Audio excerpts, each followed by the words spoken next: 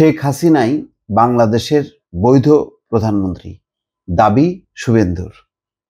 বাংলাদেশে কে বৈধ প্রধানমন্ত্রী আর কে অবৈধ প্রধানমন্ত্রী সেটিও এখন নির্ধারণ করার দায়িত্ব নিয়েছে বিজেপির নেতা শুভেন্দু অধিকারী, পশ্চিমবঙ্গের বিরোধী দলের নেতা। টেলিভিশনে মাঝখানে বেশ জনপ্রিয় হয়ে উঠছিল এক উপস্থাপক, যাকে অনেকে বলে জোকার। তো ওইটা মনে হচ্ছে টেলিভিশনের জোকার, আর এই শুভেন্দু হচ্ছে একটা রাজনৈতিক জোকার। তার যেই কথাবার্তা, আর একটা শিরোনাম দেখলাম যে কি টানা রিক্সা চালকরা 3000 নাকি পশ্চিমবঙ্গের দিকে রওনা দিছে। বাংলাদেশে টানা মানে টেনে চলে যে রিক্সাগুলি, যেটা কলকাতায় কিছু কিছু দেখা যায়, ওইরকম কোনো রিক্সা বাংলাদেশে নেই। বাংলাদেশে মানে এখন প্যাডেল আলা রিক্সার সংখ্যাও কমে যাচ্ছে, সব ব্যাটারি চালিত, অনেক আপডেটেড। উনি এখন ওই টানা রিক্সা চালক দেখতেছে বাংলাদেশে, এরকম 3-4 হাজার নাকি রিক্সা চালক পশ্চিমবঙ্গ বা কলকাতার দিকে রওনা দিছে। এইসব হচ্ছে পাগলামি কথাবার্তা, এদের মাথা নষ্ট হয়েছে। মানে শেখ হাসিনার মাথা নষ্ট হয়েছে একসাথে, এইগুলিরও নষ্ট হয়েছে। মানে এরা তো আসলে একই আত্মা মনে হচ্ছে। শেখ হাসিনাকে এখনো বাংলাদেশের বৈধ প্রধানমন্ত্রী বলে দাবি করে পশ্চিমবঙ্গের বিরোধী দল নেতা শুভেন্দু অধিকারী বলেছেন, শেখ হাসিনা বাংলাদেশে ফিরবেন প্রধানমন্ত্রী হয়েই। চিন্তা করেন, তিনি বাংলাদেশের বৈধ প্রধানমন্ত্রী। প্রধানমন্ত্রী হিসেবেই তিনি হযরত শাহজালাল আন্তর্জাতিক বিমানবন্দরে নামবেন এবং তাকে স্যালুট দিয়ে নিয়ে যেতে হবে। আরে বাপ রে বাপ, মনে হচ্ছে উনি বাংলাদেশের কেউ। কিভাবে শেখ হাসিনা আসবেন প্রধানমন্ত্রী হয়ে, কোন বিমানবন্দরে নামবেন, তাকে স্যালুট দিয়ে নিয়ে যেতে হবে, সব তাদের একটা বেশ স্বপ্ন পরিকল্পনা। এই কথাগুলো তিনি বলে যাচ্ছেন আর একটা দেশের মানুষ সম্পর্কে। এখন তাদের মানুষ যেহেতু ভারতের আশ্রয়ে আছে, এটাই হচ্ছে আসলে ওই বিজেপি, আওয়ামী লীগ, মোদি, হাসিনা, এদের মধ্যে কোনো পার্থক্য নেই এখন। মঙ্গলবার ভারতের পশ্চিমবঙ্গের উত্তর 24 পরগনা জেলার গোজাডাঙ্গা আন্তর্জাতিক সীমান্তে অনুষ্ঠিত এক কর্মসূচিতে অংশ নিয়ে তিনি এই কথা বলেন।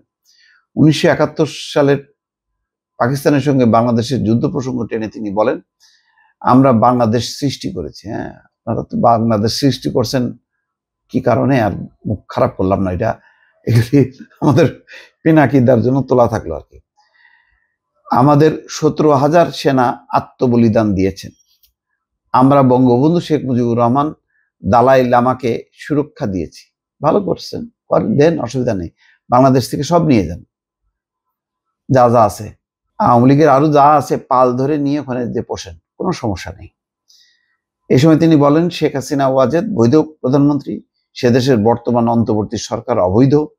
শেখ হাসিনা প্রধানমন্ত্রী হিসেবে হযরত শাহজালাল আন্তর্জাতিক বিমানবন্দরে নামবেন এবং তাকে স্যালুট দিয়ে নিয়ে যেতে হবে। তো এটা কি এখন হলো অন্তর্বর্তী যে সরকার, সেটা হচ্ছে অবৈধ। এই হচ্ছে তাদের দাবি। এরা বিপ্লব দেখেনি, এরা গণঅভ্যুত্থান দেখেনি, দেখলেও এরা মানে না। আসলে তাদের ওই প্রথম এবং শেষ কথা হচ্ছে শেখ হাসিনা, আওয়ামী লীগ, এর বাইরে এরা কোনোদিন যাবে না। শুভেন্দু আরো দাবি করেন, শেখ হাসিনা ওয়াজেদকে ক্ষমতা থেকে সরাতে গেলে আর একটা ভোটের মাধ্যমে সরাতে হবে। ভোট তো করতে দিলি না, দিতিস সেই ভোট, তাহলে না সরানো যাইতো। ভোটই তো করতে দিস না তোরা। বর্তমান সে দেশে যেটা আছে সেটা অবৈধ কেয়ারটেকার। আমার বিশ্বাস আমেরিকা সহ মানবতাবাদী দেশগুলো এগিয়ে এসে এই অবৈধ সরকারকে উৎখাত করবে। আরে বাপ, বাংলাদেশের বর্তমান সরকারকে আইসিস, তালেবান ও হামাসের আরেকটি সংস্করণ বলে মন্তব্য করেন শুভেন্দু। ভালো, আর এরা তো হলো ওই আইসিস, তালেবান আর হামাসের হচ্ছে জন্মদাতা, এদের বিজেপি হচ্ছে জন্মদাতা, পৃষ্ঠপোষক এরা। হিন্দুত্ববাদ নিয়ে এদিন রাজ্যটির মুখ্যমন্ত্রী মমতা ব্যানার্জিকে লক্ষ্য করেও বক্তব্য দিতে দেখা যায় শুভেন্দুকে। তিনি বলেন, মমতা ব্যানার্জিকে কোনো হিন্দু গ্রহণ করে না। কলকাতা রেড রোডে দাঁড়িয়ে তিনি সরাসরি আরএসএস, বজরঙ্গ দল, বিশ্ব হিন্দু পরিষদকে দাঙ্গাবাজ বলেন। তিনি দুর্গা ঠাকুর, লক্ষ্মী ঠাকুর, সরস্বতী ঠাকুর, কালী ঠাকুর, এমনকি কার্তিক ঠাকুরকে সুরক্ষা দিতে পারেন না। আসলে মমতার মুখ ও মডেল হলো আব্দুল বারিক বিশ্বাস, খালেদ, শাহজাহানের মতো ফ্রাঙ্কেনস্টাইনরা। কারা মমতা ব্যানার্জির ভোট দেন তা সবাই জানেন, তাই পশ্চিমবঙ্গের হিন্দুরা ইতিমধ্যেই মমতাকে রিজেক্ট করেছে। আসলে ওই শেষে কথাগুলি ওইটাই, সে হচ্ছে হিন্দুদেরকে নিয়ে খেলছে।